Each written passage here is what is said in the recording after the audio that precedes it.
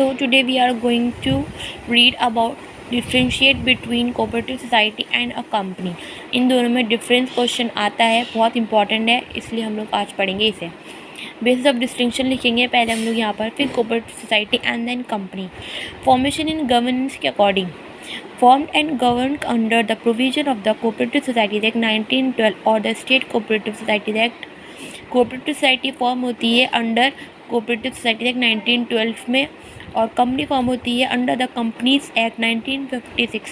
Formation इसका basic objective जो है कोऑपरेटिव सोसाइटी का वो सर्विस मोटिव है और कंपनी का अर्निंग प्रॉफिट.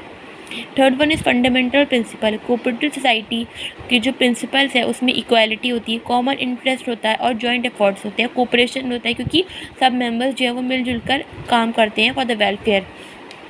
कंपनी में कंपटीशन होता है, कंपनी जो एक दूसरे से मतलब कॉम्पिटिटर्स होती हैं दूसरी कंपनीज़ की, वो अपने बारे में सोचते, इंडिविजुअलिज्म होता है. Number of members minimum 10 members and 10 members are requiring cooperative society and maximum तो कोई भी लिमिट नहीं है, मीन्स मोर देन 10 कितने भी हो सकते हैं. कंपनी में in a private company minimum is 2 members and maximum is 50. अगर पब्लिक कंपनी है तो मिनिमम 7 मेंबर्स चाहिए होंगे और मैक्सिमम नंबर की कोई लिमिट नहीं है, बस मोर देन 7 होने चाहिए.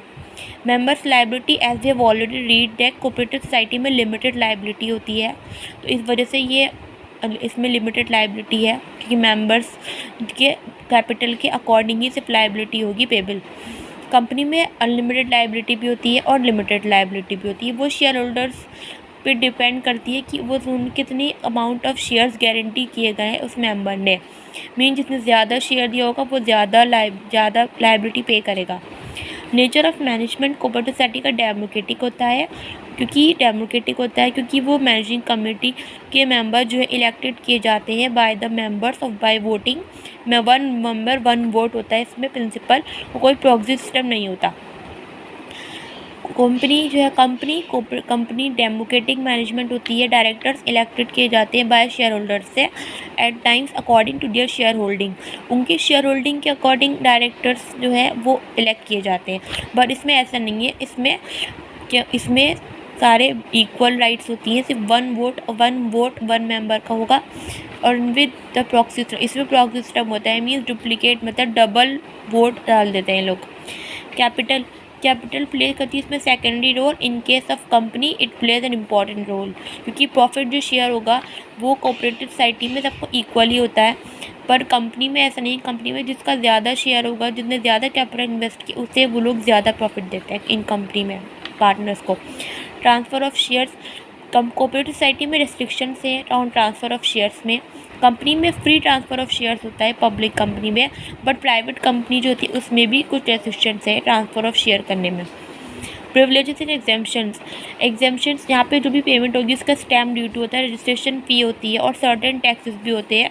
गवर्नमेंट की लिबरल पॉलिसी को भी फॉलो करना पड़ता है क्योंकि वो कोऑपरेटिव सोसाइटी है.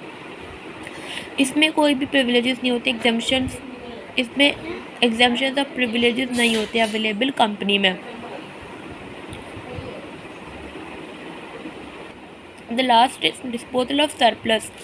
इन केस अगर कोऑपरेटिव सोसाइटी में कोई भी सरप्लस जनरेट होता है तो उसका जो 12% इसमें फिक्स रेट होता है रिटर्न का, 12% से ज़्यादा नहीं होगा किसी को भी, मतलब 12% से ज़्यादा सरप्लस जनरेट नहीं किया जाएगा on capital contributed by member. जितनी भी उसकी कैपिटल होगी 12% से ज़्यादा नहीं दिया जाएगा, उसके अकॉर्डिंग उन्हें रिटर्न फिक्स रेट मतलब जो सरप्लस जनरेट होगा, और बोनस जो होगा वो सोसाइटी में पेड कर दिया जाएगा.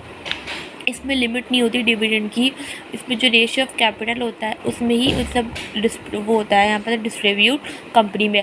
इन केस अगर क्वेश्चन आता है कि what is the difference between cooperative society and joint stock company, तो आपको जब भी यही लिखना है क्योंकि कंपनी यहाँ पर कम्युनिटी हम सिर्फ यहाँ पर सिर्फ हेडिंग लिख रहे हैं जॉइंट कंपनी, और ये लिखना है मोस्ट आप लोग 8 तो मिनिमम 8 पॉइंट्स इसके लर्न करना. अगर क्वेश्चन आए तो आप लोग 6 तो आपको याद आ ही जाएंगे.